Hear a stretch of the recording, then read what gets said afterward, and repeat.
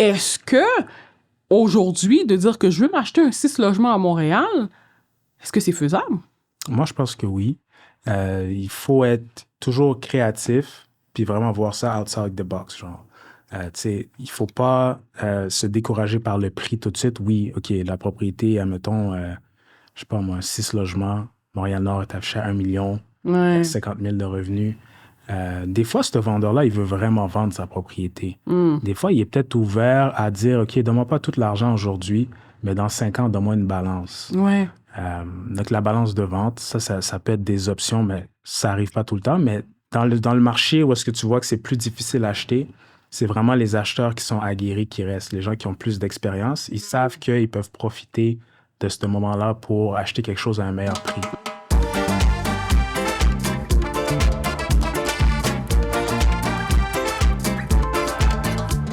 Puis qu'est-ce qui est comme lié avec Airbnb, Ouais. ça sort comme si c'était mal vu.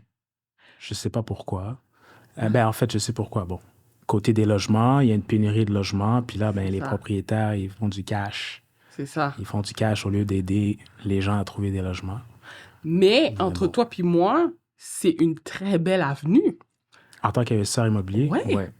Même plus que de dire, je vais m'acheter un petit duplex, triplex, mettre quelqu'un qui paye un appartement, un loyer sur 1 an, puis peut-être même pas avoir un cash flow positif, ça se paye pas, que ce soit un triplex, quadruplex, même un 5 logements, peu importe. Et d'avoir cette option-là, de dire que je pourrais m'acheter un condo. Ah non, c'est pas vrai, parce que Peut-être. Peut-être. Tout dépendant, il y en a. Ah. Il y en a, tout dépendant du zonage et des règlements de copropriété. Donc, il faut que ton zonage le permet. Donc, souvent dans des rues semi-commerciales comme Saint-Denis. Saint-Denis, c'est pas partout. Puis, le truc, c'est vraiment d'appeler la municipalité pour savoir, OK, à telle adresse, est-ce que c'est permis? C'est vraiment la façon la plus rapide. OK. Ou tu vas checker en ligne sur le site de la ville, puis tu vas checker dans le côté urbanisme, voir le type de zonage. Tu sors le zonage de la propriété. OK, mais si, mettons, je m'en vais sur la ville, c'est quoi le zonage qui doit être marqué qui pourrait me permettre de dire que, OK, je peux faire de la location à court terme, je peux faire du Airbnb?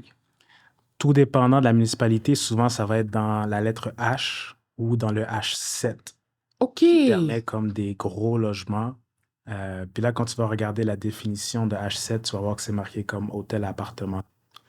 Puis l'hôtel-appartement te permet de faire de la location courte durée, normalement. Et ça, c'est une information que si, mettons, un investisseur le sait, il pourrait voir des belles opportunités que même le propriétaire ne sait pas, là. Ouais, j'ai des clients qui ont acheté une propriété, clients dans Cosios, qui sont achetés une propriété, le vendeur ne le savait pas. La propriété était affichée depuis longtemps. C'est pas très pratique. C'est dans Antique. Il n'y a pas de cours. C'est une ruelle. Il n'y a personne qui voulait vraiment cette propriété-là. Eux autres, ils ont vu que c'était zoné pour faire du hôtel-appartement. Ils l'ont acheté. Puis maintenant, là, ils ont beaucoup d'expérience aussi, là, mais Ouais. c'est sûr qu'il y a beaucoup de profitabilité. Puis, il n'y a pas un risque que si, mettons, moi, je dis, OK, j'achète une propriété ou un appartement, j'ai fait mes vérifications auprès de la ville, c'est zoné, je peux faire de la location à court terme Airbnb, puis que le temps que j'achète la maison ou quelques années après, le zonage change? Oui, c'est possible. Comme j'ai regardé dans Mercier, Hochelaga, Maisonneuve récemment, je pense qu'il y avait comme un certain vote à l'interne dans la ville pour faire en sorte de ne plus en faire. OK. Ils gardaient de la place seulement pour le court terme. C'est pour ceux qui font des résidences principales. Donc, c'est ma résidence principale, mais des fois, je m'en vais en voyage, etc. Puis là, j'aimerais ça le louer à court terme pendant que je suis pas là. Ça, certaines municipalités vont le permettre. Ça peut passer. Ça peut passer, ouais. OK, mais 100% business. Mais la personne qui avait déjà acheté sa maison en fonction de faire ça, puis que la loi change, je fais quoi? Ouais, je suis dans le pétrin, là. Non, t'es dans rien de bon. Tu le loues à quelqu'un d'autre de normal. Mais c'est pas vrai. Comme je checkais les statistiques, tu sais, je t'avais parlé de AirDNA, là. Ouais. C'est comme un site qui prend les statistiques de Airbnb et de VRBO. Oui. Puis là-dessus, il y a toutes les données. Ça fait que je suis allé regarder récemment, puis ça montre qu'environ, il y a comme 10 000 propriétés d'affichées sur Airbnb et VRBO ensemble. Puis ce qui m'a surpris, c'est que il y a environ 30% qui sont loués à 30 jours et plus. Donc, les gens se sont beaucoup ajustés avec les règlements. OK. Et puis, ils font... Mais en fait, c'est pas 30 jours et plus, c'est 32 jours et plus. Donc, c'est la location mensuelle. Donc, ça, tout le monde peut le faire sans permis. Puis, il y a un créneau là-dessus. Donc, il y a la location à court terme, location moyen terme et la location longue durée, 12 mois et plus. Là. OK. Ouais. Et quand tu me dis la location à chaque mois, ça veut dire 32 mois et plus, c'est ce que tu dis? 32 jours et plus, tu peux faire de la location mensuelle meublée. OK. Est-ce que c'est du style, je m'en allais dire du style de chambreur, mais ça n'a rien à voir. C'est vraiment, tu loues à une famille pour 32 jours et plus. T'as pas besoin de permis pour ça? Non. OK. C'est vraiment... Il y a un créneau vraiment juste sur ça. Donc, tu vas avoir ta compétition et tout. Tu dois t'assurer, comme tout en immobilier, que ton emplacement est bon. Ouais. Tu sais, pourquoi est-ce que quelqu'un louerait 60 jours ton appartement, 45 jours? C'est ça. Des fois, il y a des hôpitaux qui sont proches. Ça peut aider des gens qui viennent pour... Justement, quelqu'un, je sais pas moi, est en convalescence à l'hôpital ou des choses comme ça. Des fois, c'est pour des études, pour une session. Des fois, par exemple, il y avait un client qui avait justement un hôpital très proche, puis il y avait des médecins qui venaient pour des stages ou des choses comme ça. Wow. OK. Donc, Et fait que là, tu dis, pas besoin de permis auprès de la ville pour ça? non. Puis ton annonce, tu la mets où? Sur Kijiji Marketplace? C'est ça, sur Airbnb. C'est ça qui m'a surpris, c'est que sur environ les 10 000 qui étaient listés, il y en avait peut-être un bon pourcentage qui étaient des chambres. Donc, on compte pas vraiment ça comme des unités. Ouais, je comprends. Location de chambre. Puis, parmi tout ça, c'est 30% là, c'était du mensuel. C'est que tu peux l'afficher sur Airbnb, tu mets 31 jours minimum. Puis, les gens, des fois des étudiants, des gens qui viennent au Québec à travers le monde, puis qui viennent pour s'installer, mais qui ne sont pas encore trouvés un logement. Ils vont venir, ils vont louer pour 6 mois, puis ils vont commencer à chercher. Et là, avec la nouvelle réglementation, il y avait eu comme un déblosaille là, avec Airbnb. Ouais. Est-ce que c'est applicable quand même malgré les nouvelles réglementations ou tu fais quelque chose où ce que tu loues plus que 32 jours, t'as pas besoin de permis, puis tu peux le mettre sur la plateforme de Airbnb? C'est ça que je veux savoir. Oui, non, 32 jours et plus, tu as le droit. OK. C'est pas considéré comme la location courte durée. Courte durée. La location courte durée, c'est une journée, une semaine, 3 semaines. Je comprends. Là, il te faut un permis CITQ. Tu payes des frais pour ce permis-là. Tu es considéré quasiment comme un hôtel, on va dire. Comme un hôtel. Hôtel-appartement. Hmm. Puis, ouais, c'est ça. Puis, pour aller chercher un permis pour faire de la location à court terme, c'est quoi l'investissement qu'un investisseur va devoir faire s'il veut que tout soit en règle, avoir ses autorisations pour mettre sur la plateforme de Airbnb? Ça coûte combien à peu près? Le permis, c'est pas si cher que ça. Le permis, c'est peut-être 300, 400 $ OK. par unité ou tout dépendant du nombre d'unités. Puis, est-ce que c'est à vie? Non, c'est renouvelable annuellement. OK. Si tu ne le payes pas, je pense que tu peux le perdre. OK. Puis là, si ton zonage a changé, les affaires comme ça, tu peux plus le revoir. Mais non, tu achètes la place, tu es bien zoné, tu vérifies avec la ville, avec ton département d'urbanisme si tu as le droit. Tu te rassures que oui. La même chose pour, mettons, les chalets. Tu t'assures que tout est correct avant d'acheter. Ouais. Tu achètes, après ça, tu envoies ta demande à la CITQ. Eux autres, ils font aussi les vérifications auprès du côté d'urbanisme avant d'émettre le permis. Je comprends. Ouais. Et si tout est correct, est-ce que, mettons, toi, tu as fait tes vérifications avant d'acheter le bien ou le chalet, tu te rends compte que tout est correct, tu peux faire de la location à court terme. Est-ce que c'est sûr que la plateforme Airbnb va te donner le certificat ou il pourrait arriver quelque chose qui dise qu'il ne te le donne pas, malgré que tout est correct? Ouais. Sur la plateforme Airbnb, qu'est-ce qu'il faut que tu fasses, c'est que tu inscris ton numéro CITQ avec les règlements qui ont changé. Donc, si tu veux mettre une annonce, tu es obligé d'inscrire ton numéro CITQ sur l'annonce pour montrer que tu es en règle. Mais sinon, c'est vraiment la CITQ, ils ont vraiment été... C'est un organisme... L'organisme CITQ, en tout cas, organisme engagé par le gouvernement pour les représenter pour ça, puis ils émettent des permis. Puis avec ce permis-là, tu vas tu le mets sur ton site Airbnb. OK. Fait qu'Airbnb, les autres, si tu le mets pas, tu peux pas afficher. Si tu le mets, bon, t'es correct. Mais là, de ce que tu me dis, ça veut dire que depuis les nouveaux ajustements qu'ils ont faits, quelqu'un qui n'a pas cette certification-là ne pourrait pas mettre son annonce là sur Airbnb si c'est pour de courte durée, là. Non, tu peux pas. Fait que la plateforme va carrément te bloquer? Oui. OK. Depuis que l'annonce était passée, tous ceux qui ne l'avaient pas, leur Airbnb était masqué. Ah, c'est... OK. Ouais. OK. Fait que là, après ça, c'est de courir à droite, à gauche pour aller faire les demandes. Puis peut-être te rendre compte que pendant que tu fais la demande, tu peux pas, là. Ça se peut, ça aussi. C'était vraiment ça, ouais. Ça se peut, ça aussi. C'était pour vraiment être sûr. Et est-ce que les gens qui décident de dire, écoute, j'ai un bien, je vais le mettre sur cette plateforme-là, les revenus que ça me génère, faut que je les déclare? Est-ce qu'on me charge TPS et TVQ? Comment que ça marche, en fait, le processus C'est le même processus que, tu sais, bon, tu es travailleur autonome, au-dessus de, je pense, c'est 30 000.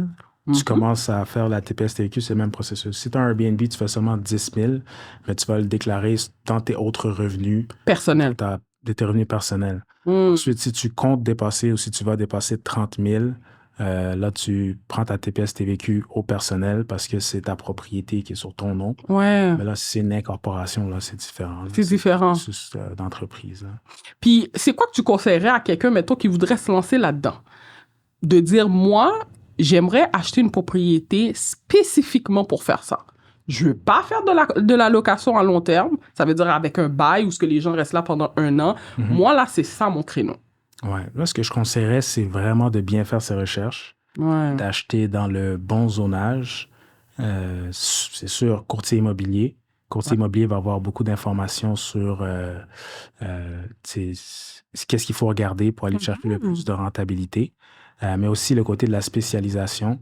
Comme tu sais, toutes les propriétés que tu cherches, tu veux vraiment les regarder. Est-ce que je suis dans le bon zonage? Oui. Ça, c'est une chose. Mais après ça, est-ce que je suis bien placé? Proche d'un métro?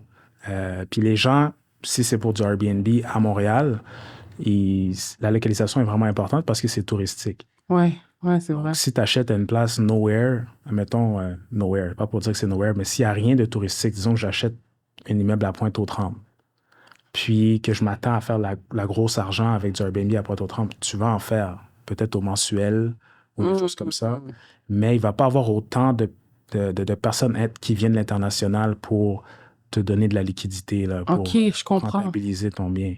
Puis toi, mettons qu'on parle de Montréal, on reste dans le secteur de Montréal parce que c'est là qu'on vit présentement.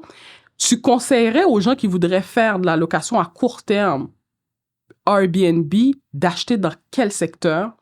Même limite dans quelle rue, parce que toi, tu as beaucoup de préférences. Ce serait quoi? Parce que tu l'as dit, les gens ont l'impression que je m'achète une maison à Pointe-aux-Trembles, je m'achète une maison à Montréal-Nord, Rivière-des-Prairies, je vais faire du Airbnb. Mais qui tu vas voir qui va aller là? T'as rien de proche, t'as pas de commodité. Puis tu l'as dit, la majorité de la clientèle, c'est des touristes qui viennent de l'extérieur. Ouais. Pour les vacances, pour peut-être même les affaires. Fait qu'ils veulent avoir une place où il y a beaucoup de commodités. Puis s'ils veulent aller manger un bon resto qui est dans le coin ou avoir des activités, les théâtres, les cinémas, peu importe, qu'ils puissent le faire. À Montréal-Nord, malgré que moi j'ai grandi là, c'est peut-être pas optimal, là. C'est ça. C'est exactement. Moi, je dirais, mais tous les côtés qui sont permis, il n'y en a pas beaucoup. Puis, il faut vraiment s'informer. Mais les côtés qui sont permis, que tout le monde connaît, ben, le prix vient avec, tu sais. Il te le vend. Puis le fait que ça soit aussi financé en commercial, il faut beaucoup de liquidité parce que les taux d'intérêt, en ce moment, ont monté un petit peu. Donc, je donne un exemple. Tu vas voir sur Saint-Denis, tu vas regarder, tu peux voir un 5-plex, un 7-plex sur Saint-Denis entre Sherbrooke et Guilford. OK. Donc là, tu peux faire du Airbnb sur les étages, à partir du 2e étage et en haut. OK. Mais tu vas voir, mettons, un immeuble à vendre à 2 millions. Puis les revenus qui sont là actuellement, disons que c'est 100 000 $ par année. Donc, il y a le calcul que la banque fait pour te prêter pour acheter cet immeuble. Ils vont dire, OK, avec 100 000 $ par année, tu peux payer tant d'un prêt avec tant de taux d'intérêt, puis tes dépenses, etc. Ouais. Donc, on te prête 700 000. Donc là, l'immeuble est affiché à 2 millions, la banque te prête 700 000, il faut que tu mets la balance. Donc, il faut que tu mets 1,3 million en cash. En cash. Donc, il faut vraiment avoir un retour important pour avoir ce montant-là, mais c'est des propriétés qui performent beaucoup, là. Mais, mettons, là, un petit jeune investisseur qui n'a pas les reins solides pour acheter ce genre d'immeuble-là, il pourrait pas essayer de trouver un condo, là? Mettons, demain matin, Cette personne-là t'appelle, te dit, écoute Stanley, t'as de l'expérience, t'es professionnel là-dedans, j'aimerais me pogner un condo divise, peut-être même déclarer que je vais habiter dedans, mais étant donné que j'ai vu que le zonage me permettait, pourquoi pas éventuellement? Ouais. Est-ce que c'est possible ou pas? Ouais, c'est vrai. Tu as l'option du condo. Tu peux avoir un condo à 300, 400, 500 000. Ouais. Quand tu arrives à ce prix-là, si c'est permis Airbnb, des fois, c'est une chambre, 2 chambres. Je comprends. Mais là, tu vas pouvoir. Puis là, si tu veux rajouter un stationnement, etc., il y a une place sur la rue Saint-Jacques. C'est vraiment à l'ouest de la 15. Il y a des condos dans ce secteur-là qui sont permis Airbnb. Puis c'est proche du nouvel hôpital là, de McGill. OK. Ça fait que ça loue vraiment facilement. OK.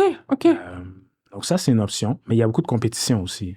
Ça fait que tu peux être dans l'immeuble. Si c'est permis Airbnb dans l'immeuble, tu n'es pas tout seul. Là. Ouais. T'es mieux d'avoir des choses plus intéressantes dans ton immeuble à offrir que juste un lit pour dormir. Là. Ça fait que t'as la télé, t'as Netflix. Est-ce que lui a un stationnement, lui, il n'y a pas de stationnement, lui, il a 3 chambres, lui, il a 2 chambres. Ça fait qu'il faut que tu regardes la compétition, tu regardes les prix. Tu te dis, OK, bon, je vais pouvoir louer en moyenne $100 la nuit. Disons que j'aimerais avoir un taux d'occupation à 70%. Genre 21 nuits par mois. OK. Est-ce que ça fait du sens? Ben là, 21 nuits par mois, ça me donnait $2100 par mois. Alors, tu regardes, OK, $2100 par mois, mes taxes, mon hypothèque, est-ce que ça fait du sens? Si ça ne fait pas du sens, je ne sais pas si j'étais un investisseur qui commencerait, je ne sais pas si je commencerais avec ça, parce que tu mets toutes tes œufs dans le même panier. Tu commencerais avec quoi, toi? Moi, j'irais plus dans les immeubles à revenus duplex. Commencer peut-être un duplex plus éloigné là, de la région de Montréal pour commencer à quelque chose de stable, quelque chose qui est bon. Ouais. Parce que moi, j'ai un client qu'on a dans l'équipe que lui, je te donne son topo, il a un budget de 300 000. Damn. 300 000, puis il veut s'acheter un chalet, OK, déclaré qu'il est propriétaire occupant là-dedans, donc le chalet, il est 4 saisons, sinon il ne peut pas mettre 5% de mise de fonds. Déclaré qu'il va être propriétaire occupant dedans, soit un chalet ou une maison éloignée qui peut lui permettre de le mettre en location sur la plateforme de Airbnb. OK. OK. Là, déjà, tu dis 300 000. C'est ça. C'est tight. C'est même pas tight, là. C'est comme... C'est presque impossible. Je pense que même en Gaspésie, tu trouves rien pour 300 000. Non? Même en Gaspésie? Ouais. Non, ouais, tu vas trouver. En Gaspésie, c'est un bon budget pour la Gaspésie, mais ça dépend où est-ce qu'ils cherchent. Mais c'est pas ça mon point. Mon point, c'est de dire que... Est-ce que c'est faisable, genre? C'est ça. Est-ce que c'est faisable? Tu comprends? Parce que tu as la possibilité de dire, ben, je vais faire de la location à court terme, soit au centre-ville de Montréal, acheter un condo, acheter un immeuble qui me permet de le mettre sur la plateforme Airbnb. Mais si j'ai pas les moyens et les reins solides pour acheter dans le secteur de Montréal, ben, acheter un chalet puis le mettre en location à court terme, c'est intéressant aussi. Ouais. Mais ces chalets-là, moi, j'en vois pas en bas de 300 000. Là. C'est ça. L'affaire avec les chalets, c'est que tu peux aller être vraiment créatif, créer quelque chose d'original, créer une expérience, puis ça coûte pas si cher que ça. J'avais un client qui a fait de quoi à Saint-Alexis-des-Monts. C'est quoi, entre Montréal et Trois-Rivières, là. OK. Petite propriété. Je pense qu'ils n'ont vraiment pas payé ça cher. Ils ont mis un spa. Ils sont à côté d'une petite rivière. Il y a un petit étang. Ils ont mis un barbecue. Ils ont leur permis.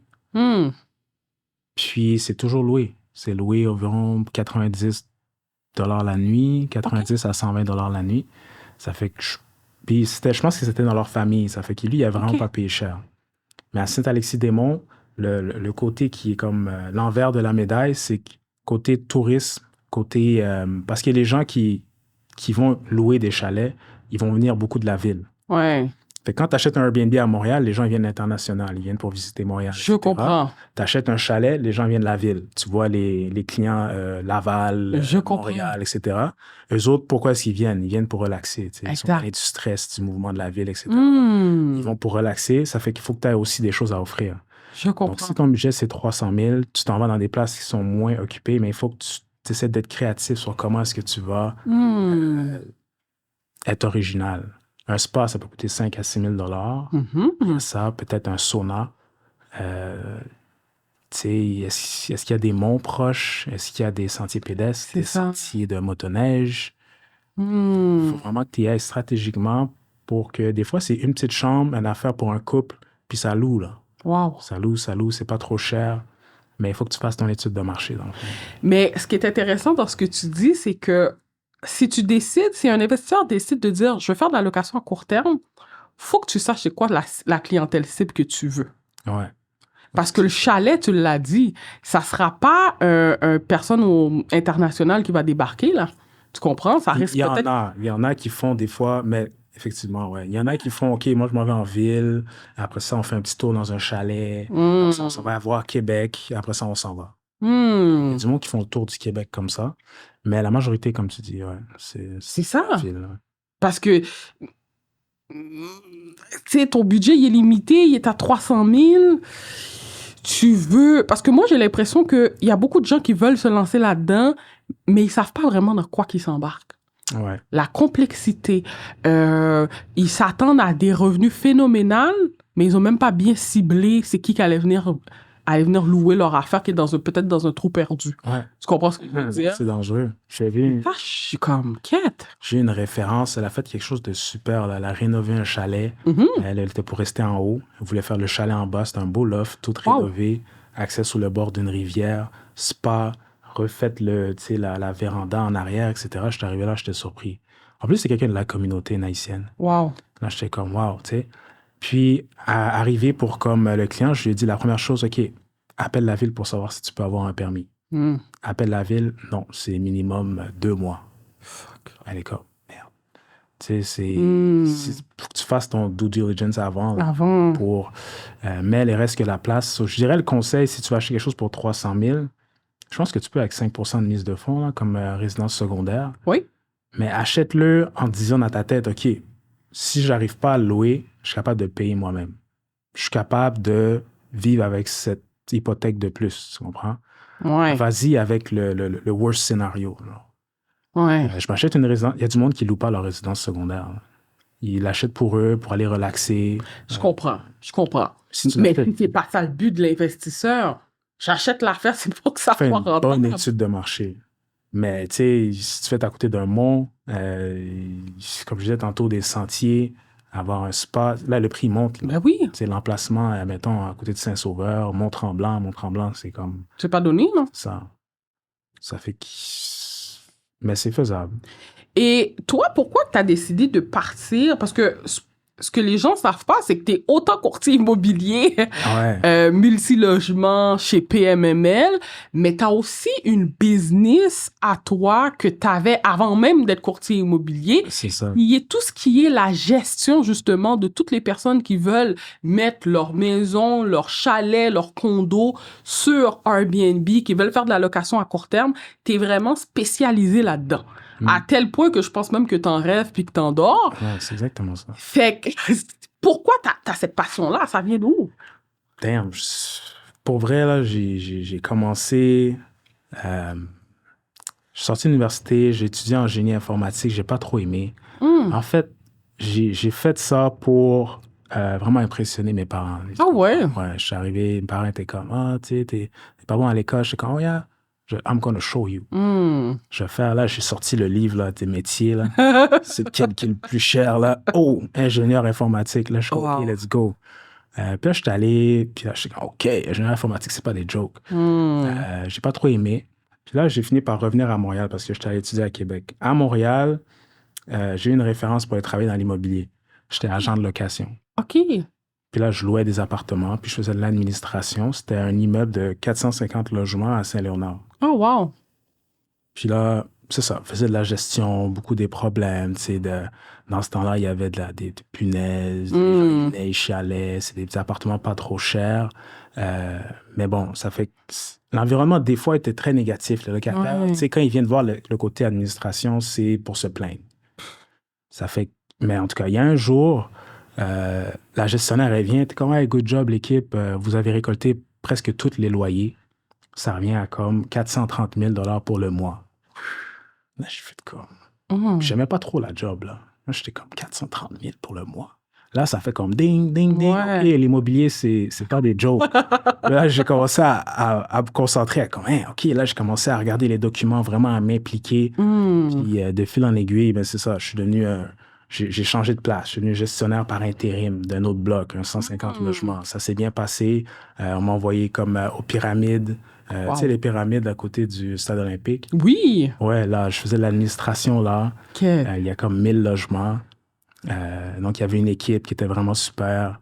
Puis, après ça, on m'a dit, OK, tu peux aller gestionnaire dans un immeuble qui a un peu de difficulté. Là, on dirait que j'ai commencé à devenir genre le gars qui optimisait les immeubles pour la compagnie. Wow. Ça fait qu'il y avait des vacants, il y avait des choses qui ne louaient pas. Là, je venais, changeais, réglais les problèmes. Puis après ça, on me changeait à un autre immeuble. Mettons un 200 logements.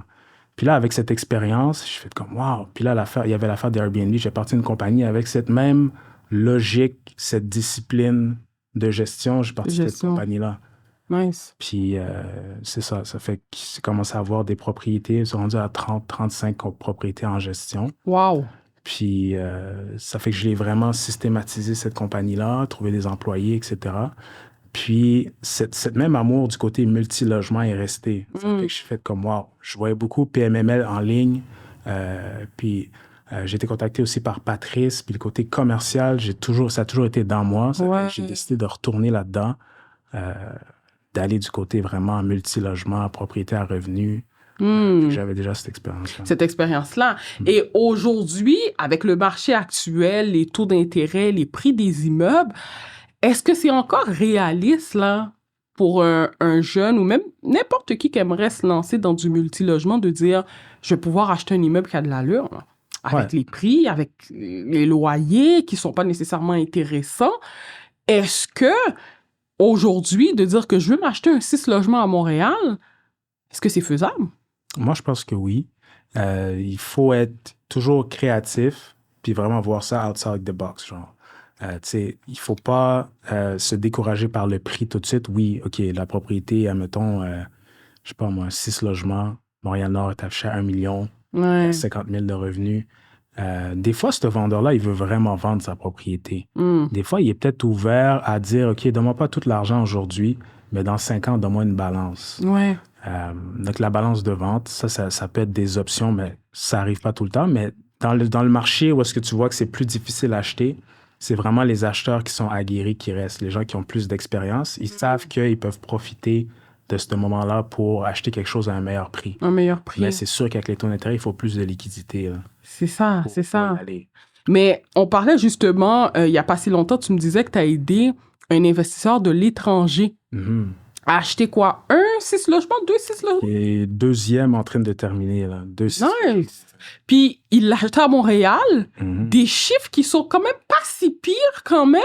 Est-ce que tu peux nous en parler? Comment que ça a fonctionné? Comment le processus a été? C'était quoi les revenus à peu près? La mise de fonds qu'il a pu mettre? Ça avait de l'air de quoi? Le monsieur, lui, il avait de l'argent. Je pense qu'il se faisait payer de l'étranger. Puis, il y a une certaine partie de sa paye qui allait tout de suite dans son compte au Québec. Au Québec, OK. Puis sa vision, puis il vient d'avoir sa résidence permanente. Sa vision, c'est de venir vivre au Québec. Ça fait qu'il y avait un certain montant qui avait été accumulé dans ses comptes. Il s'est dit, OK, j'aimerais ça placer ça dans l'immobilier. Mais lui, c'est vraiment comme, je dirais, comme un visionnaire. Je comprends. Il a les reins assez solides pour acheter la propriété qui ne va pas être nécessairement très profitable.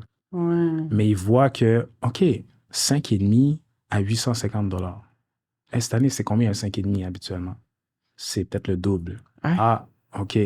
Ça fait que lui, il est capable de dire, OK, je mets une grosse mise de fonds et puis, à cause que j'ai mis une grosse mise de fonds, tout se paye. Tout se paye, oui. Mais là, je vais attendre qu'éventuellement, tu sais, il y a une rotation dans les locataires. Puis, c'est arrivé. Il venait de l'acheter. Il y a une personne qui a donné son avis de départ. Wow. Et puis, il a pu faire une rotation, puis directement aller comme ça avec les loyers. Puis, ce 6 logements-là en question, il l'a acheté à combien? 1,25 million. 1,25 million quand même, là. Un 6 logements. Dans quel secteur? C'est dans Mercier, Hochelaga-Maisonneuve, proche du métro Langelier. OK, proche du métro Langelier. Il l'achète à 1,125 million. 1,25 million, celui-là. 1,25 million. Il met combien en termes de mise de fonds? Lui, à ce moment-là, Il y a le côté comme, pour dire, là, parce que ça m'est déjà arrivé de recevoir des appels comme ça. Les gens, en fait, j'avais un client, il vient me dire, pourquoi je vais aller prendre un prêt? À quoi ça sert de prendre un prêt? Les autres, ils ont de Hmm. l'argent, ça peut être des Africains, mais eux autres, ils ont l'habitude d'acheter cash. Ouais. Ça fait que le gars m'a vraiment demandé, tu sais, c'est quoi le but de que j'aille prendre un prêt? Puis là, je lui ai dit, regarde, ça va vraiment être un effet de levier que tu vas utiliser. Tu prends l'argent des autres, Exact. tu mets une plus petite mise de fonds. Tant que ça se paye, puis il y a un petit peu de profit, t'es correct. Mhm. Dans cette propriété-là, ça l'avait convaincu. Il s'est dit, OK, effectivement, je peux faire ça. Donc là, il avait mis 50% de mise de fonds. Sur un prêt à 1 million 1 million, 25. 50% de mise de fonds. C'est Ça fait énorme. que c'est énorme, là. Donc, c'est quelqu'un qui a les reins solides, Ouais. qui place son argent, puis tant que lui, il a son pourcentage de retour, il est comme, c'est correct, je suis patient, je vais attendre le marché. Il sait que si les taux d'intérêt avaient été plus bas, les gens se seraient peut-être plus garochés dessus. Ouais. Peut-être ça aurait été vendu en surenchère. Ouais. Mais il sait que lui, bon, je l'ai acheté à ce prix-là. Il prend un terme hypothécaire un peu plus court. Hmm. Puis après ça, il va pouvoir, tu sais, refinancer puis en acheter Refinancer. d'autres, là. Et moi, la question que j'ai pour toi, parce que le multilogement, c'est pas la même chose que dans le résidentiel. Mhm. On veut acheter un 6 logements aujourd'hui ou un 8 logements. Quand les loyers sont pas assez élevés, qu'est-ce qui se passe? Parce que c'est pas comme dans le résidentiel où ce que tu peux dire, ah, je vais mettre le minimum de mise de fonds, 5%, 10%, puis ça fait la job. Mhm. Dans le multilogement, on est dans une autre game, là. Il n'y a pas de Ouais. question que tu mets le minimum. C'est la banque qui va te dire le minimum que tu vas pouvoir mettre. Exact. Si on prend l'exemple, mettons, du 1 million de dollars, là, Mhm. mais 5 logements et plus, tu peux l'acheter en commercial. Ouais. Puis quand tu arrives pour prendre ton prêt commercial, mais ça dépend, la banque regarde ça comme une entreprise. Ça dépend Ouais. des revenus de la propriété. Ça fait que ta propriété, si elle fait, disons, je sais pas moi, 100 000 dollars par année, ils vont dire, OK, avec 100 000 dollars, avec tes frais, etc., voici combien est-ce que tu peux te permettre. Nous, on va te donner un prêt de 500 000 si les revenus sont trop faibles. Hmm. Ils vont dire, bon, les taux d'intérêt sont de temps, ça augmente les paiements par mois, tes taxes, tes dépenses sont de temps, ben nous, on peut te prêter 500 000. Hmm. Donc, toi, tu mets la balance. Donc, c'est ça l'impact que des propriétaires, tu vas voir qui... j'avais un client, c'est pas un gros multilogement, c'est un duplex. Ouais. Il n'a pas réussi à vendre la propriété. Hmm. Tu te dis, OK, comment il n'a pas réussi à vendre la propriété? Il y a 2 locataires qui payent 500 dollars pour des 5,5. Puis ils demandent le prix du marché, là. C'est ça. 650 000 dans Rosemont, là. Ça fait que c'est sûr que les propriétaires qui n'ont pas fait leur travail de gestion, Ouais. d'augmenter leurs revenus, ben ça fait en sorte qu'ils sont un peu pénalisés lorsque c'est le temps de vendre. Absolument. C'est sûr, c'est facile. Bon, je laisse un locataire là, 500 dollars, il va jamais se plaindre. Mhm. Il n'y a jamais d'augmentation en 15 ans, 20 ans, 25 ans. Mais il y a un problème quand c'est le temps de vendre, là. Ça fait qu'eux autres, ils veulent le top du prix, mais il n'y a pas les revenus. Mais c'est la même chose dans le multilogement, ça rattrape les gens. C'est ça. Et toi, selon toi, c'est sûr que c'est une question qui va être un petit peu vaste, tout dépendant le secteur, le type d'immeuble. Mais selon toi, quelqu'un qui achèterait un immeuble à revenu, son retour, son rendement devrait être à combien à peu près pour dire, ah, c'est pas si pire, ça fait de l'allure. En tout cas, c'est toujours mieux que si tu avais laissé ton argent à la banque parce que les banques donnent absolument rien là présentement. Le TGA, là, le taux de global d'actualisation, là, le retour que tu as sur ton argent, dans le fond, Ouais. en moyenne, dans les 12 derniers mois, là, selon les stats, tu iras checker le site. As-tu checké le site de PMML? Nope. Non. Ouais, tu iras checker. Il y a comme un rapport qui sort, Wow. puis il donne, admettons, les statistiques comme vraiment des 12 derniers mois. Tu n'as pas besoin d'attendre la fin du quart aux affaires de même. Ouais. Puis là, tu vas voir, OK, la majorité des immeubles au Québec ou dans telle zone sont vendus de temps à temps. Mhm. Mais pour Montréal, je pense que c'est autour de 4% en moyenne de retour sur ton argent. Pas beaucoup. C'est pas beaucoup. C'est pour ça qu'il faut vraiment que tu aies la vision. Tu sais, c'est l'immobilier, c'est là pour rester, c'est Ouais. les augmentations avec le temps. Parce que là, tu me dis 4%, à ce moment-là, moi, je vois pas vraiment la différence. Bien que tu me connais, tu sais, j'ai commencé à investir, j'ai plusieurs immeubles, j'aime ça. Mais à 4%, je me dis, mais là, j'aurais pu le placer à la banque, là, ce montant-là, puis j'aurais peut-être à des placements plus risqués. j'aurais été capable d'aller chercher ça, là. Non, c'est sûr. J'ai pas de locataire qui m'emmerde, j'ai pas de travaux à faire, Ouais. puis d'aller chercher ce retour-là. Ouais. C'est ça que des fois, je trouve plate, c'est que je trouve que les propriétaires exagèrent sur les prix, et comme tu as dit, les loyers ne vont pas en conséquence. Ouais, ouais. Souvent, tu vas voir ça, les propriétaires sont pas... Il y en a qui sont un peu, je dirais, des fois têtus Oui. au prix. Je ne peux pas tout mettre tout le monde dans le même panier, là. Il y a des gens qui sont très réalistes aussi. Mais c'est sûr que ça crée certaines embûches. Mais c'est ça, c'est pas facile. Mais je pense que l'acheteur, pour être comme aguerri, il faut qu'il voit, comme je disais, outside the box, là. Il faut qu'il voit un peu à long terme. Peut-être c'est sa deuxième, troisième propriété. Comme par exemple, moi, j'ai acheté un immeuble il y a peut-être 5 ans dans Rosemont. C'était à 700 000. OK. Dans le temps, c'est comme, wow, c'est cher, nanana. Ouais. Puis on a attendu longtemps. On avait cherché pendant 1 an pour trouver cette propriété. Wow. Mais maintenant, ça se vend autour de 1,1 en ce moment. Ça fait que, tu sais, il faut être patient dans l'immobilier. C'est pas il y a les flips aussi, là, faire de l'argent rapidement. Mais il faut que tu sois capable d'acheter puis penser à dans 20 ans. Quand il va être payé, puis que cet argent, actuellement, il va tout venir dans tes poches, les taxes, etc. Et toi, je connais déjà un peu la réponse parce que je sais que toi, tu favorises all-in Rosemont. Plateau Mont-Royal. Tous tes côtés qui coûtent cher. Ben justement, c'est ça. Mais, mettons, tu dirais pour un investisseur qui veut se lancer dans l'immobilier, ce serait quoi les 2-3 secteurs qui prennent énormément de la valeur, puis c'est des secteurs que tu valorises beaucoup? Ce serait à Rosemont. Les secteurs qui valorisent... J'aime ça comme acheter des propriétés, conseiller des gens d'acheter certaines propriétés parce que je les achèterais moi-même. Peu importe où est-ce qu'il est, mais c'est toujours de regarder. Est-ce qu'il y a un métro proche? Est-ce qu'il y a des écoles proches? Est-ce qu'il y a des bars? Parce que les locataires, eux autres, ça devient plus convivial. Vivre dans cette place, ils vont rester plus longtemps.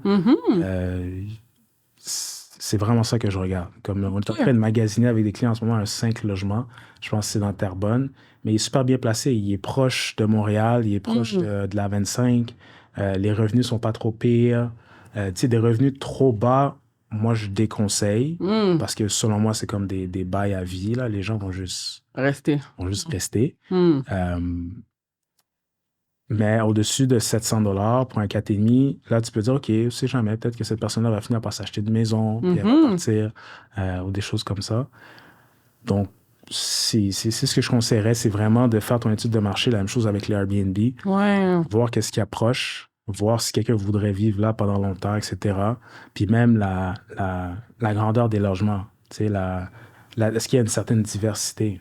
Est-ce que dans le secteur, il y a beaucoup de monde qui sont célibataires aussi. Des personnes, des familles séparées, célibataires avec un enfant. Donc, une chambre, c'est correct. Plein de une chambre, il faut que tu sois prêt à un roulement un peu plus élevé. Rotation plus élevée. Est-ce que tu veux te lancer là-dedans? Des fois, tu es proche de l'université McGill, tu as plein de 1,5 ou bien tu as plein de 2,5. Là, c'est beaucoup plus actif. Il y a plein de sessions de bail. Ça fait qu'il y a le type de gestion qui vient avec. Est-ce que tes clients sont prêts à ça? C'est ça. C'est juste regarder tout. Mais pour répondre à ta question, moi, personnellement, j'aime le coin de Rosemont parce que c'est vraiment, en termes de la couronne, c'est pas centre-ville, mais c'est pas trop loin. Si tu travailles, admettons, puis si tu regardes un peu la démographie dans Rosemont, c'est des gens autour dans la trentaine. Ça fait qu'eux autres, ils ont des projets, des locataires. T'en as un qui est architecte, t'en as un qui est comptable. C'est tous des gens qui sortent de l'école. Ça fait qu'ils autres, ils restent pas trop longtemps. Ils ont leurs choses à faire. Ça fait que c'est ça, je dirais. Et là, il y a un autre truc que je voulais aborder. On s'en avait parlé il y a pas si longtemps parce que toi-même, tu voulais le faire. C'est tout ce qui est trouver un appartement à louer. Donc, je ne suis pas propriétaire du bien. Et sous-louer ça à même le fait que je sois locataire. Donc, ça aussi, c'est quelque chose qui commence à intéresser plusieurs personnes parce que ton coût d'investissement, il n'y en a pas. Il n'y en a pas. À moins que, bon, si tu dois meubler peut-être l'appartement, etc. Mais ça aussi, c'est quelque chose que je voulais qu'on en parle. Les gens qui auraient peut-être pas d'argent, ils voudraient se lancer dans... Parce que je trouve que c'est quand même une forme d'investissement, bien que l'immeuble t'appartient pas. Mais c'est une façon de générer des profits supplémentaires. Fait que si quelqu'un, mettons, voudrait dire, ben écoute, j'ai pas d'argent pour m'acheter un bien immobilier, je vais prendre une location, je vais signer un bail, je vais être locataire, mais par cette entremise-là, moi, je vais faire de la location courte durée, je vais le mettre sur Airbnb. Comment que ça marche? C'est plus facile à dire qu'à faire. Ouais. Il y a comme on disait tantôt, le côté Airbnb. Bon, je sais pas si c'est l'industrie hôtelière qui aime pas trop ça, mais il y a aussi monsieur, madame, tout le monde. Dès que tu dis Airbnb, c'est comme, c'est trash, c'est du monde qui dérange, c'est du bruit. Oui. Il y a tout cet aspect-là qui est toujours mis de l'avant. Puis c'est dommage parce que des fois, tu as des touristes, tu as des gens, comme je disais tantôt, qui viennent pour s'installer au Canada, puis eux autres, ça les aide beaucoup. Ouais. Les propriétaires, il y a de la communication, ils échangent, ils donnent des références, des restaurants, hey, va voir là. Ça fait que moi, je trouve que des fois, la location courte durée, ça a sa place. Ouais. Mais cela étant dit, ça fait que tu peux commencer, disons que je considérais un jeune entrepreneur. Là, okay? Tu peux commencer avec la gestion. Ça, tu mets ta publicité en ligne, Kijiji, peu importe, Facebook. Tu cherches des clients, tu fais une cote sur ça. Bon, tu fais ton argent comme ça en attendant d'accumuler, etc. Mais après ça, le deuxième step, ce serait de louer, comme tu dis, un appartement. Mais c'est de trouver un propriétaire qui, dans son bail, va te permettre de faire la location courte durée, que ça ne va pas nécessairement déranger les voisins, et être aussi dans le bon zonage. Donc, être dans le bon zonage pour le faire et demander le permis. Puis le permis, quand tu le fais, mais c'est le propriétaire qui détient le permis, malgré que c'est toi qui vas l'utiliser. Ça fait que tu utilises comme un peu son permis pour cet appartement. Ça fait que c'est sûr que ça va être un peu plus rentable, mais je dirais, comme j'ai vu tes vidéos sur la République dominicaine, dans d'autres pays, ça va peut-être être plus facile de faire ça. De faire ça. Ouais, Parce que, en fait, je pense que la complexité qu'on a au Québec, c'est quel est l'avantage du propriétaire d'accepter quelque chose comme ça?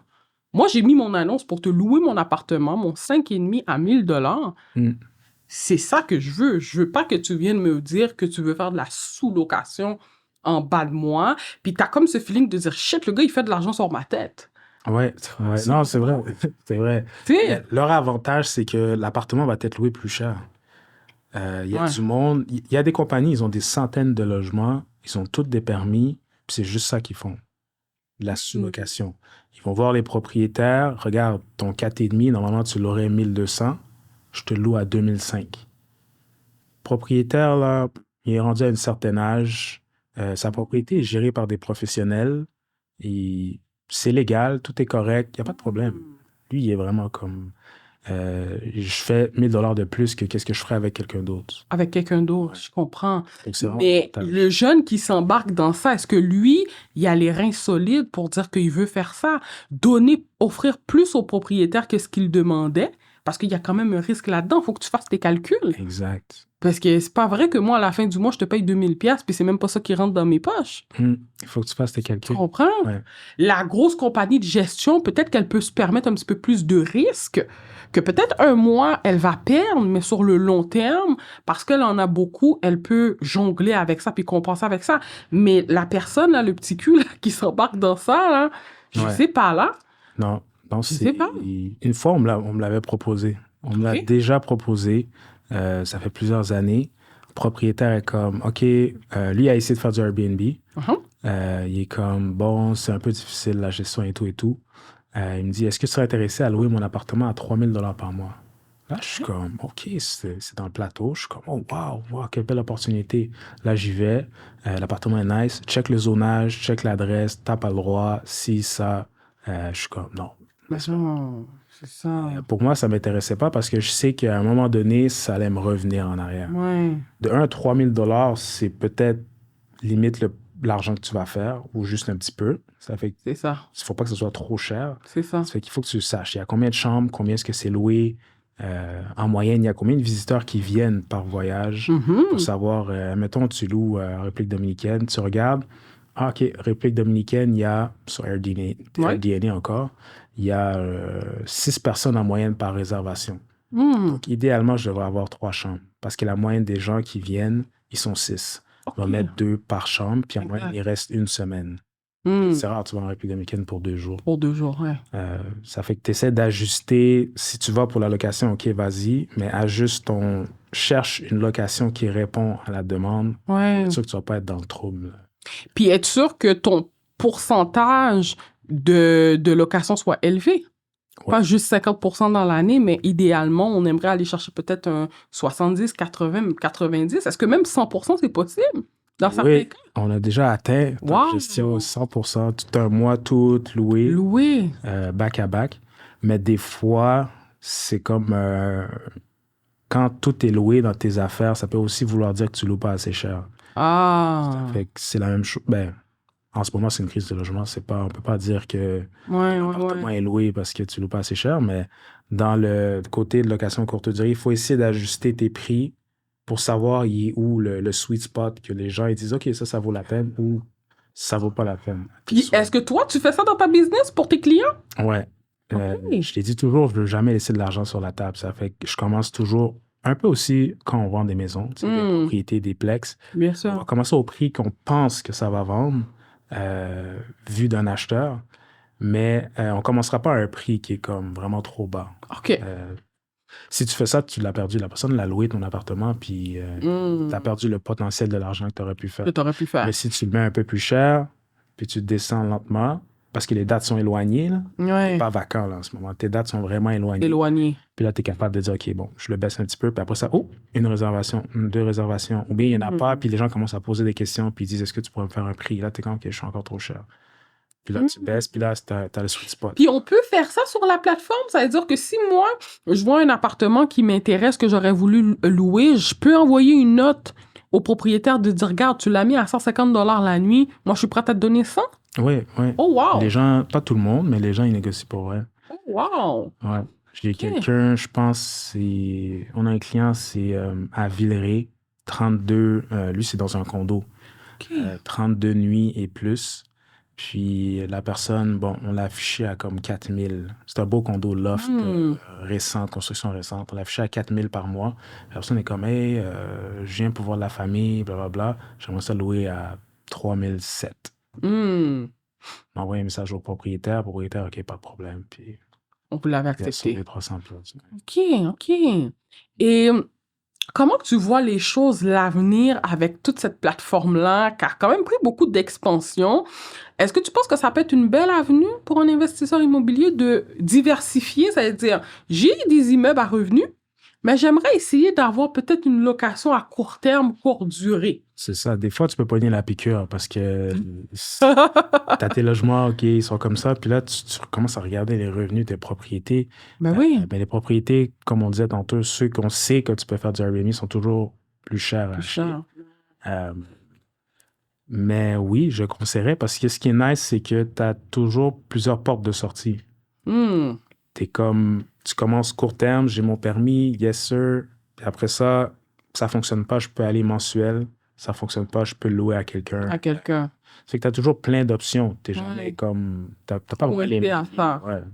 Puis avec le prix que tu m'as dit pour aller chercher la certification, je pense que ça vaut la peine, si tu as bien fait tes affaires, de payer puis de t'embarquer dans ça, là. Ouais. Parce que c'est pas quelque chose qui demande 5000 $ par exemple, pour aller chercher la certification par rapport au retour que tu peux aller chercher. Fait que pour 300 $, honnêtement, je trouve que c'est vraiment bien. C'est pas si pire, mais ça va être le côté meublé. Ouais. Meublé, puis tu remarques que quand t'es dans la niche, mais c'est très compétitif, là. Ton voisin, il y a des super beaux meubles, c'est un designer qui les a fait, il y a des beaux tableaux, il y a genre 500 reviews, les gens sont super contents dans les commentaires, oh my god, la meilleure place du monde, puis toi, tu viens de commencer. Tu peux pas arriver avec des vieux meubles, tu sais, il y a personne qui va louer ton affaire, puis après ça, il y a les photos, c'est un peu comme la vente de propriété. Les gens, ils magasinent à leur pause au travail, ils sont, mettons, sur leur téléphone.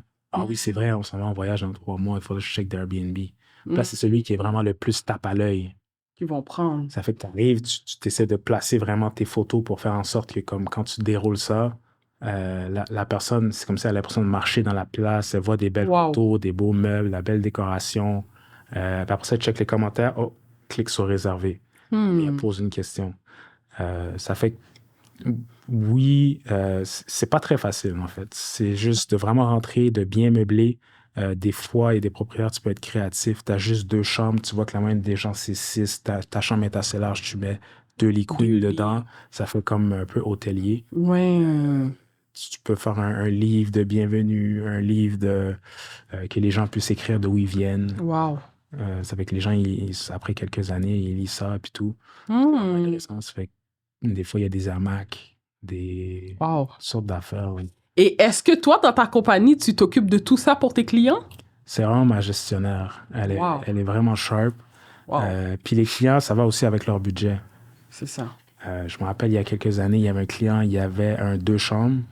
Puis lui, justement, il n'y avait pas le budget. Mais il y avait juste son lit. Puis lui, c'était une résidence principale. Lui, il est quasiment jamais là. Il vient 2 semaines par année, quelque chose comme ça.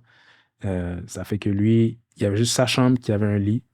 On l'a mis sur Airbnb. Quand on a commencé à faire de l'argent, on a financé des décorations, financé un lit pour le deuxième, etc. Ça fait que lui, il s'est dit, OK, je ne vais pas investir tout de suite, je vais voir si ça marche. Ça marche. Puis, éventuellement, on est acheté plus de revenus en meublant la deuxième chambre, etc. Et là, moi, personnellement, c'est quelque chose qui m'intéresse, mais j'ai peur, Stanley. Moi, je vois pas pourquoi tu as peur. T'es vraiment quelqu'un qui fonce, là, c'est incroyable. Oui, mais ça reste que, malgré que je fonce, je check mes affaires, tu comprends? Je check, mais il faut que ça fasse de l'allure, tu sais. Fait que c'est là, cette inquiétude-là d'incertitude, de dire que je peux faire un achat, j'ai pas de garantie. J'ai pas de garantie, j'ai pas envie, en plus de mes investissements, de sortir de l'argent de mes poches, parce que ça fait mal. De dire, Colin, j'ai une hypothèque avec les taux d'intérêt actuels, même si j'ai acheté un petit chalet à 300 000, 350 000, mais avec les taux d'intérêt, je suis dans plus que 2 000 $, là. Avec les taxes, assurance, électricité, je suis plus qu'à 2 000 $. Puis là, tu dis, OK, t'arrives pas à le louer. Je fais quoi, tu sais? Mais encore là, tu l'as dit, c'est que techniquement, si tu as fait toutes tes vérifications diligentes, tu devrais pas avoir ce problème-là. C'est ça que tu me dis, là. Exact.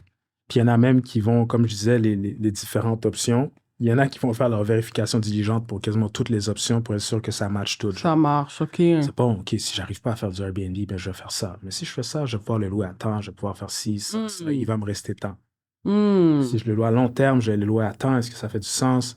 Là, quand t'es rendu avec 3 scénarios, là c'est comme, OK, vas-y. T'es blindé. Ouais. Et là, je sais pas, c'est sûr, c'est pas trop ton département côté financement, mais tu le sais que lorsqu'on déclare à la banque que on va faire une location à court terme, on va faire ils veulent pas financer. Non, ça, c'est sûr. Non, c'est pas une... Si t'achètes à ton nom personnel, puis t'achètes pour investir, tu peux pas dire... Si tu dis que tu vas faire du Airbnb, ça veut dire que ça devient comme commercial. Mais ouais. Donc, il faut... En fait, non, c'est pas vrai. C'est... Bon. Les banques, en ce moment, c'est juste le côté... Les autres, ils veulent reprendre leur argent au cas où tu payes pas. Ouais. Ça fait que si la propriété est opérée en Airbnb, puis tu dis que tu vas faire du Airbnb, là, tu es rendu dans un prêt commercial. Il n'y a pas beaucoup de banques qui vont le prendre, etc. Il faut idéalement que tu achètes la propriété. Si c'était du Airbnb, ça va être vacant. Ouais. Puis les autres, ils utilisent les revenus potentiels. Ça fait que c'est un peu une zone grise aussi. Hein. Tu vois, pas encore. C'est ça. Mais il faut que tu aies des assurances. Ça, tu dis à tes assurances, je fais du Airbnb. Tu vas chercher ça. C'est correct, tu comprends. Tu n'as pas vraiment le choix. Qui a payé plus cher? Tu as fait tous tes calculs, tes simulations. Parce que même côté assurance, avant même d'acheter le bien, tu peux déjà faire ta vérification sur un immeuble potentiel qui t'intéresserait, combien que ça me coûterait en assurance parce que je décide de faire de la location à court terme. Mais c'est côté bancaire où ce que shit... C'est sûr que la banque, je sais pas si elle a accès de savoir le zonage, etc., puis elle pourrait jouer là-dessus, mais je pense qu'en règle générale, tout nouveau investisseur va peut-être déclarer que propriétaire occupant, résidence personnelle, pour mettre le moins en termes de mise de fonds. Mais je dirais que ça dépend. Genre. Parce que, mettons, ces mêmes propriétés qu'on parle Saint-Denis, c'est semi-commercial. À cause de la portion commerciale, ça va pas... tu peux pas faire des financements SCHL. SCHL ne le permet pas. Là. Wow. Ça fait que, je veux pas, tu es obligé d'y aller en commercial. Puis dans le commercial, tu as le droit. Je comprends. Mais c'est vraiment ceux qui l'achètent pour faire une résidence principale, etc., comme tu disais. Je comprends. Puis là, qui demande son permis de résidence principale, ça, c'est correct, c'est permis. Tu sais. Puis si tu achètes un condo? Pour juste faire ça. Oui. Mais à ce moment-là, je sais pas, tout dépendant, tu sais, c'est quoi ton move. Tu achètes ton condo, tu dis que tu vas aller habiter dedans ou c'est une résidence secondaire. Je sais pas exactement comment tu fais ton move. Ouais. Mais si tu achètes ton condo, ça va être un prêt personnel. C'est toi personnellement qui l'achète. Ouais. Puis, je comprends. Le processus. Je comprends. Ouais. Et pour finir, si tu avais un petit conseil à donner à quelqu'un justement qui veut s'embarquer dans la location à court terme. C'est moi, tu sais, j'ai un immeuble où j'ai des chambreurs dans cet immeuble-là. C'est un autre style de façon de louer ces appartements ou même ces immeubles. Mais toi, conseil à un jeune investisseur immobilier qui a peut-être déjà un immeuble à revenu, mais il a envie d'aller dans un autre level, puis d'aller chercher un investissement qui va être beaucoup plus rentable rapidement que le petit quadruplex, 5 logements qu'il a, ou même duplex, triplex. Ce serait quoi le conseil que tu aurais à lui dire par rapport à un investissement sur Airbnb, puis de vraiment s'assurer que ses affaires, ça se passe bien, et même après l'achat? Parce que tu vois, toi, tu as une compagnie, ce que je trouvais intéressant, c'est que tu as une compagnie de gestion. Puis je trouve que si tu commences à avoir un bon roulement dans tes affaires, c'est pas une mauvaise idée de la mettre dans une compagnie de gestion qui va, comme toi, vraiment bien gérer comment, je sais pas le pourcentage que tu te prends là, par contre, mais qui va être capable de bien démystifier ça puis d'accompagner le client dans son investissement qu'il a fait, là. Ouais. Moi, je te dirais, c'est vraiment... Le truc, je pense, ce serait de faire affaire avec quelqu'un qui s'y connaît. Ouais.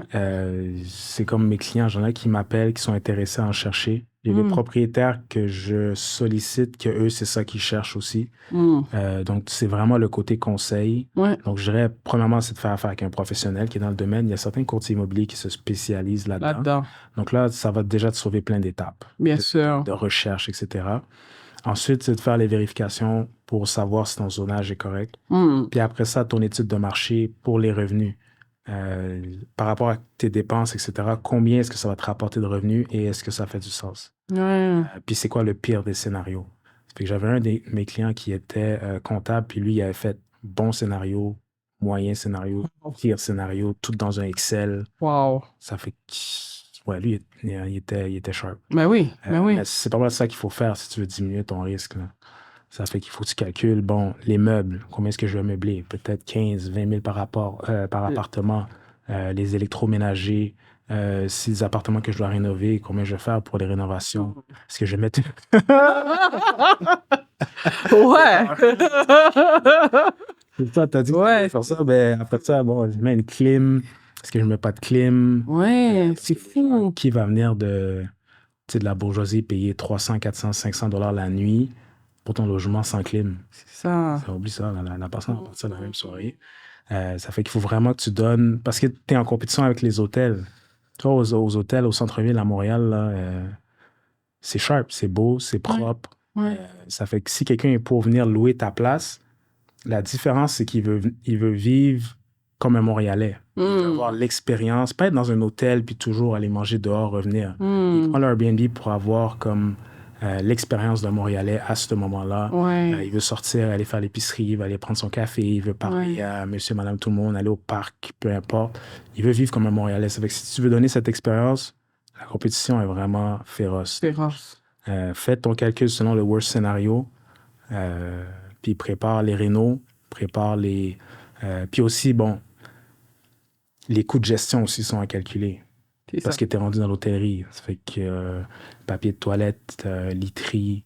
C'est vrai, ça. Toutes ces affaires-là. Entretien ménager. Et toi, ta compagnie, c'est ce qu'elle offre. Elle offre un service clé en main là, à ses clients. C'est quoi que tu offres, en fait? Dans le fond, c'est vraiment de A à Z.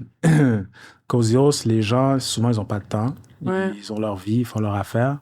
Mais nous, on a des clients qui vivent ça peut être au Cameroun, ça peut être Luxembourg, Amérique du Sud, ils sont pas là. Wow. Ça fait que nous, on est vraiment le plus intègre possible pour gérer la propriété comme si c'était la nôtre. Justement, la semaine dernière, il y avait une réparation d'un plombier. OK. Puis mon homme de maintenance, notre homme de maintenance était là sur place, assistait le plombier. Le plombier est parti. Le gars, notre homme de maintenance, est allé dîner, puis il est revenu checker, voir si tout était correct. Tout était correct. Puis il y avait de l'eau qui coulait. Wow. La job n'avait pas bien été faite. Ça fait qu'il est resté là pendant presque 4 heures, à attendre qu'une autre personne revienne. C'était relié avec le voisin, fermer les valves, etc. Le propriétaire n'est pas là. Hein. Oui. C'est vrai. Fait que c'est vraiment le côté de gestion, mais c'est ça, c'est de gérer la propriété comme si c'était la tienne. Ouais.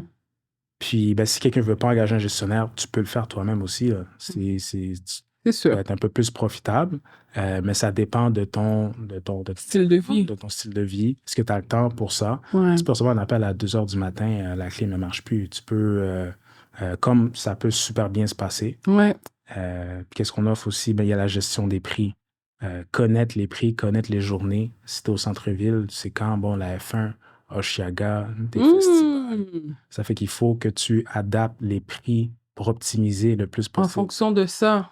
Ça fait que tu peux avoir des immeubles, quand tu sais optimiser, pour un triplex au centre-ville, tu peux aller faire 30 000 $ par mois durant l'été, 10 000 $ mettons, par logement. Wow. Mais si tu ne sais pas optimiser, puis tu viens d'ouvrir ton Airbnb, tu l'ouvres en janvier, tu l'ouvres toute l'année, et puis tu mets tout à 120 $, tu vas faire 3 000 $ ou 2 000 $ par logement. Par logement, je comprends. Fait qu'en fait, moi, ce que je trouve intéressant de ce que tu me dis, c'est que ta compagnie de gestion, au-delà de gérer le bien pour l'individu, c'est que carrément, il l'aide à... comment j'allais dire ça, excuse-moi, à accentuer son profit, parce que tu l'as dit, moi, j'y connais rien. Je peux arriver, je le mets à un prix, je pense que ça fait de l'allure. J'ai regardé moi-même sur Internet mes compétiteurs, puis je me rends compte que, OK, ben c'est peut-être pas la stratégie qu'il aurait fallu que j'aille. Surtout si je veux rentrer dans mes dépenses, je vais me garder un petit profit à la fin d'intéressant. Oui, c'est ça. Puis aussi, tu sais, nous, on a les sous-traitants, des personnes qui font les ménages, des personnes qui font de la maintenance, des références, les plombiers, etc. Ça fait que tu veux vraiment optimiser, tu veux augmenter ton taux d'occupation, tu vas augmenter ton prix la nuit. Tu veux pas laisser des trous entre chaque ménage parce que toi, tu étais occupé à telle place. C'est ça. Tu vas venir faire ton ménage, mais il faut que tu engages tes compagnies de ménage. C'est ça. Mais là, bon, ma compagnie de ménage, est-ce qu'il voit mon calendrier? Est-ce qu'il sait quand les clients quittent?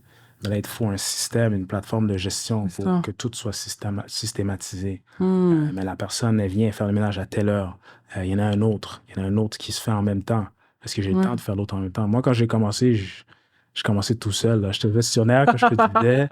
J'avais fini de travailler, je prenais le métro, je m'en allais au centre-ville, j'en gérais un au Vieux-Port. Wow. Je faisais le ménage moi-même avec ma conjointe. Oh my God. Ça fait qu'on avait commencé comme ça. C'est demandant, là. Mais oui. Puis tout peut arriver, ça fait que t'es mieux d'être prêt. Ouais, c'est ça. Et selon toi, c'est quoi la différence lorsqu'on met son bien sur la plateforme de Airbnb, le rendement? Tu me disais à Montréal, pour un multilogement, c'est à peu près 4%. Mais quand tu fais le switch, tu te dis, garde, je le mettrai pas parce que, tu sais, j'ai acheté puis je veux que mon rendement soit ça. En le mettant sur Airbnb, on peut s'attendre à un rendement de combien? Par année ou par mois? Par année... Pour un triplex, je pense que les propriétaires qui ont fait autour de 200 à 250 000 avec un triplex. Le revenu? Oui, le revenu Airbnb, ouais. Ils ont loué les 3 appartements? Ouais. Puis l'immeuble était au plateau Mont-Royal? Ouais. Shit, c'est énorme. Alors là, tu me dis pourquoi j'aime le plateau. Ouais, non, mais l'affaire, c'est parce que ce même triplex-là... C'est un triplex qui coûte cher. Ils l'ont acheté. C'est un immeuble plateau, c'est centenaire, fin 1800. Ils ont refait la fondation. Ils ont rénové chaque appartement. Ils ont mis des clims. Mais oui. Ils ont fait changer les escaliers en colimaçon en arrière parce que c'était... Gros investissement qui a été fait, là. C'est les revenus maintenant. Mais quand ils l'ont acheté, c'était un immeuble de chambre d'étudiants. Puis là, il y avait une grosse vue cachée, tu sais. Décourager personne, là. Ouais. Très optimiste, mais pour se rendre là, eux autres, ils avaient les reins solides pour ça. Ça fait... C'est ça. Ouais. Et, fait que oui, c'est ça. Fait que là, en termes de rendement... Je dirais c'est saisonnier. C'est la même chose pour les chalets. Les chalets, si t'es bien placé, mettons, au milieu des saisons, c'est là que ça va être loué le plus. Ouais. Puis dans les changements de saison, t'as des petits creux. T'as des creux, ouais. Puis à Montréal, ben en été, c'est le gros boom. En hiver, autour du temps des fêtes, ça monte un petit peu. Mais c'est vraiment les 2 saisons vraiment cycliques, là. Les plus chaudes. Ça fait que si t'es bien placé puis t'optimises, je pense que tu vas aller chercher proche de 8 à 10 000 par mois. Par mois. OK. C'est bon. C'est très bon. Ouais. Tout dépend où tu es placé, là. Oui. Puis qu'est-ce que tu offres. Est-ce que tu as un 2 chambres, un 3 chambres? Ouais. T'as Netflix, t'es proche du métro. Ouais. Ça fait que c'est nuancé un peu. C'est bon. Puis en hiver, ben, c'est vraiment le creux. Ça fait que tout dépendant de tes dépenses, en hiver, ça peut descendre à 2 000 par logement, 3 000. OK. Puis même en hiver, tu essaies d'optimiser aussi. Le jour de l'an, aller chercher une location. D'aller chercher. Et si les gens voudraient te contacter, que ce soit pour ta compagnie de Cozios, est-ce que je le dis bien? J'arrête pas de dire Cozios. Cozy Hosts. Pour ta compagnie de Cozios. Pour faire parce que peut-être eux, ils ont un projet, ils ont eux-mêmes de la location à court terme, mais aussi s'ils veulent acheter du multilogement, parce que tu es spécialisé là-dedans, tu travailles à PMML, tu fais du multilogement, comment qu'on peut faire pour te contacter? Tu peux me contacter sur Instagram, Stanley Despierres, ou directement sur le site de PMML, il y a mes informations. Nice. Puis c'est ça, multilogement, n'importe qui veut s'acheter des deals. Des fois, il y a, comme tu le sais, il y a des propriétaires qui ne veulent pas nécessairement afficher sur le marché, mais ils sont vendeurs. Apporte-moi un acheteur, ça fait que tu es intéressé à investir ou à vendre des propriétés ou à savoir où est-ce qu'on peut investir pour acheter de Airbnb. Oui. Ça fait que c'est ça, sur le site de PMML ou sur Instagram. Wow. C'est pas mal ça. Puis là, peut-être bientôt un peu partout, là, parce que là, tu es censé commencer à faire du contenu comme moi, là. Yes, ça sent bien. All right. Merci beaucoup, Stanley. All right, merci à toi.